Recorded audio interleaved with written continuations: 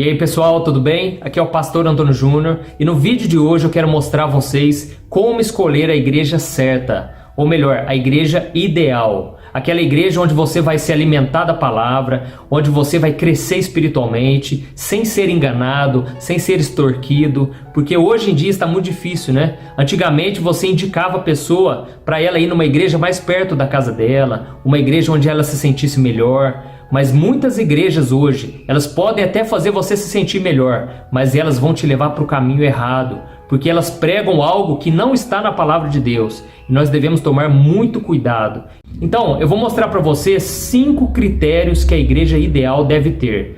E eu quero já te avisar que, ainda que a sua igreja onde você já está não tenha alguns desses critérios, antes de você sair da igreja e procurar outra, peça direção a Deus, porque muitas vezes a igreja não vai ser perfeita, mas a igreja está fazendo o que é certo, ela está cumprindo o chamado de Deus, o papel dela que é a igreja, tá certo? Então o primeiro critério que uma igreja ideal deve ter é a doutrina.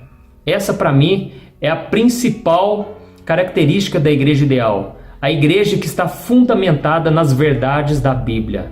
Porque é nesse critério que você vai perceber se a igreja que você vai ou a igreja que você pretende ir, ela é uma igreja baseada na palavra ou é uma seita. Por que eu estou dizendo isso? Porque às vezes a gente tem aquela ideia de que seita é um grupo de pessoas, né, que adoram o diabo, adoram a Satanás, elas fazem sacrifícios de animais. Não é isso que muitas vezes a gente pensa. A seita, na verdade, ela pode ser muito mais disfarçada do que você imagina. A seita, ela pode alterar certas verdades, sendo que estão parecendo que é uma verdade. Então uma seita é aquele grupo de pessoas que eles adulteraram a verdade. Eles trocaram a verdade por uma meia-verdade, né? Então um exemplo, né? Tem muitas igrejas hoje em dia que elas têm defendido que a salvação é pelas obras, é através dos usos e costumes.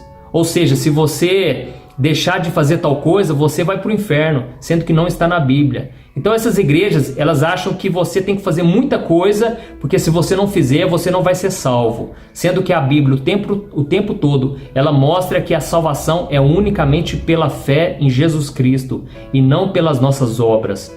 Ou seja, você não vai poder chegar no céu e dizer: Deus, eu estou aqui no céu porque eu mereço. Eu fui uma pessoa boa, uma pessoa que praticou boas obras, uma pessoa que evitou o que é errado, né? Você não vai poder chegar diante de Deus e falar isso, porque a salvação é unicamente pela fé no sacrifício de Jesus. Então, tome cuidado com as igrejas que defendem que você precisa praticar boas obras para ser salvo. Outra característica, né, de uma igreja que é uma seita, na verdade, é a teologia da prosperidade. Quantas igrejas elas têm pregado os bens materiais, os prazeres dessa vida como o foco do cristão, sendo que foi justamente isso que Jesus rejeitou, e Jesus nos alertou muitas vezes que o dinheiro é perigoso.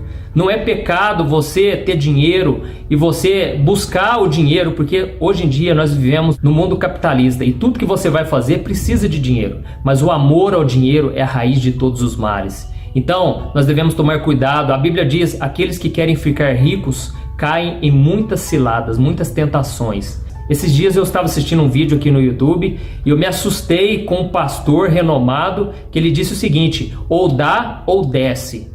Então olha a mentalidade dele: se você não dá, você está condenado, Deus não vai te aceitar. Que absurdo, gente. Então nós devemos tomar muito cuidado, sabe, com essas heresias. Você não deve ser enganado, porque a palavra de Deus está acessível a você. Então você precisa conhecer a palavra para não cair nessas artimanhas de muitos homens aí que querem passar os outros para trás, querem abusar do poder. E principalmente no momento de fragilidade, a pessoa está sofrendo, a pessoa está precisando de uma solução, e aí esses homens aproveitam. Então tome muito cuidado, viu? Então o segundo critério que você deve analisar para saber se uma igreja é uma igreja boa para você frequentar é a respeito da liderança. Eu sei que você não deve ficar procurando pastor perfeito. Eu não sou perfeito. Pode ser que algum dia eu diga alguma coisa aqui no vídeo e eu vou te frustrar. A sua fé vai ser abalada se você colocar a sua confiança no homem. Mas você deve também exigir que um pastor da sua igreja, ele tenha um padrão, ele seja um homem de Deus. E eu vou ler para você aqui o que a Bíblia diz que um pastor deve ter. Quais são as suas características, tá bom? Está lá em 1 Timóteo. É necessário, pois, que o bispo seja irrepreensível, marido de uma só mulher, sóbrio, prudente, respeitável, hospitaleiro e apto para ensinar. Não deve ser apegado ao vinho nem violento, mas sim amável, pacífico e não apegado ao dinheiro.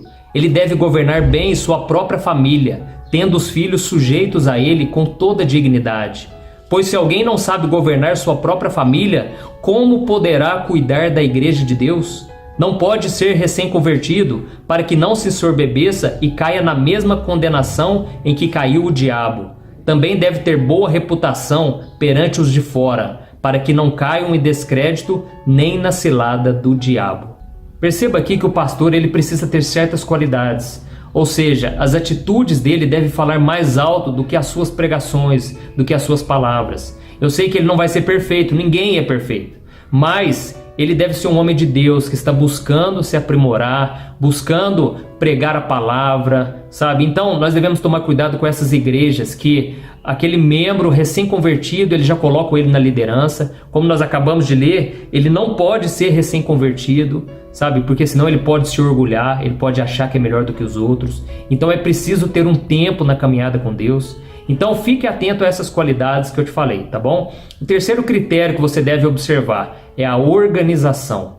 Eu sei que uma igreja organizada é uma igreja saudável, é uma igreja que está capacitada para fazer a obra de Deus. O que eu quero dizer com isso? É uma igreja que tem ordem, que tem decência. Foi isso que o apóstolo Paulo disse que deveria haver nos cultos. Ele não estava querendo dizer que você deve ficar no seu banco sentado, sem bater palmas, sem dar glória a Deus, aleluia. Não, eu sou a favor disso, de deixar o Espírito Santo fluir. Eu gosto muito de igreja pentecostal por causa disso, mas precisa ter uma ordem. O momento do louvor, o momento da pregação. Procure saber também se essa igreja tem departamentos, departamento de criança. Por exemplo, eu priorizo muito o departamento de criança por causa da minha filha.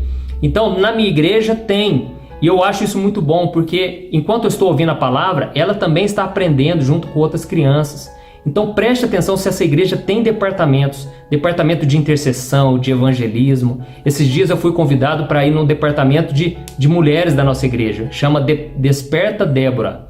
E eu fiquei impressionado, o quanto foi bom ver aquelas mulheres, aquelas mães, buscando a Deus em oração pelos seus filhos. Então isso tudo pode te ajudar bastante para você também ter o que fazer, para você se sentir útil na obra de Deus. Tá bom? Esse é o terceiro critério. E o quarto critério, você deve analisar a receptividade. Ou seja, é isso que vai medir o amor da igreja, né? Se a igreja é receptiva ou não. Tem igreja que você vai, as pessoas não cumprimentam, no final do culto todo mundo te deixa de escanteio, né? E principalmente se você for uma pessoa mais simples, tem igrejas que priorizam as pessoas mais ricas, pessoas que se vestem melhor. Então tome cuidado com essas igrejas. Existe um versículo, uma passagem lá em Tiago, que diz o seguinte: meus irmãos, como crentes em nosso glorioso Senhor Jesus Cristo, não façam diferença entre as pessoas, tratando-as com favoritismo. Suponho que na reunião de vocês entre um homem com anel de ouro e roupas finas, e também entre um homem pobre com roupas velhas e sujas. Se vocês derem atenção especial ao homem que está vestido com roupas finas e disserem: aqui está um lugar apropriado para o Senhor, mas disserem ao pobre: você fique de pé ali, ou sente-se no chão junto ao estrado onde ponho os meus pés, não estarão fazendo discriminação, fazendo julgamentos com critérios errados? Então preste atenção se essa igreja que você está querendo visitar, ou você já está indo, se ela trata todos da mesma maneira, sabe? Infelizmente, muitos líderes, eles priorizam os ricos, pessoas que têm mais condições de dar o dízimo, e eles desprezam os mais pobres, os mais simples, que acabam não tendo oportunidade nenhuma, nunca ocupam cargos de liderança, sabe? Então preste atenção se essa igreja ela é uma igreja receptiva, amorosa, uma igreja calorosa, que eles vão te apoiar, vão te ajudar. Eu sei, como eu disse, não existe igreja perfeita, mas existem pessoas que querem melhorar, que querem sim amar e querem acolher os necessitados, tá bom? E por fim, o último critério, a igreja ela precisa ter visão.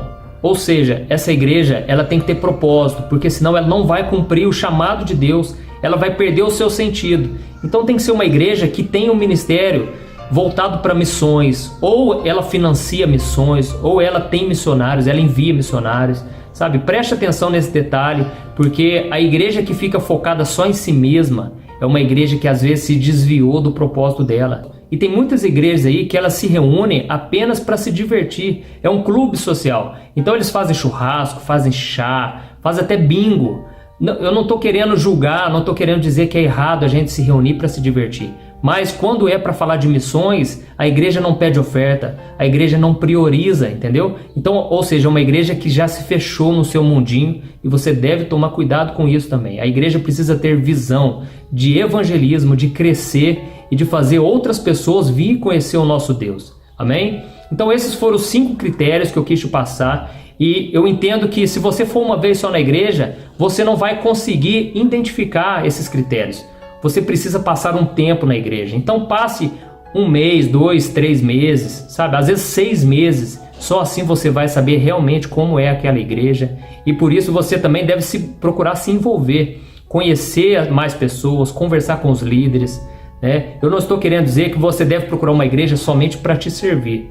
Porque quando você vai no culto, você não tem que procurar saber se o pastor vai te dar um culto abençoado ou se ele vai falar palavras que vão te agradar. Não, você que deve prestar o culto. E muitas vezes o problema é esse. A gente não prepara o nosso coração e a gente acha que a igreja é fria, que a pregação foi ruim, que o louvor foi péssimo, mas nós mesmos não fomos dedicados a prestar um culto a Deus. Então eu espero que você tenha gostado desses critérios que eu te passei e principalmente ore e peça direção a Deus. Quando eu fui conhecer a minha igreja, eu pedi a Deus antes que Deus trouxesse paz no meu coração, que eu gostasse da igreja, porque é muito importante você gostar das pessoas, do ambiente.